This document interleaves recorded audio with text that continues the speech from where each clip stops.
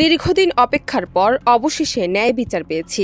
এ কারণে মহান আল্লাহ তাআলার প্রতি শুকরিয়া জানাই, আলহামদুলিল্লাহ। স্বামীর খালাসের রায় শুনে এমনটাই বলেছেন সাবেক স্বরাষ্ট্র প্রতিমন্ত্রী লুৎফুজ্জামান বাবরের স্ত্রী তাহমিনা জামান। ১ ডিসেম্বর মৃত্যুদণ্ড থেকে লুৎফুজ্জামান বাবরের খালাস পাওয়ার পর তাৎক্ষণিক প্রতিক্রিয়ায় এসব কথা বলেন বাবর পত্নী তাহমিনা জামান। বলেন, এতদিন অপেক্ষা করা যে কি কষ্ট তা একমাত্র ভুক্তভোগীরাই বলতে পারবে। আদালত ন্যায় বিচার করেছেন।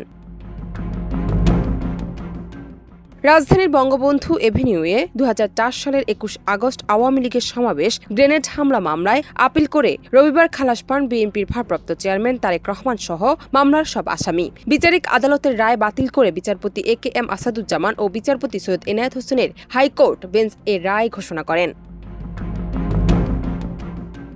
আদালতে লুৎফুজ্জামান বাবর, আব্দুস সালাম পিন্টু সহ বেশ কয়েকজন আসামির পক্ষে শুনানি করেন জ্যেষ্ঠ আইনজীবী SM শাহজাহান। রায়ের পর তিনি সাংবাদিকদের বলেন, তারা হাইকোর্টের এই বেঞ্চের প্রতি কৃতজ্ঞ।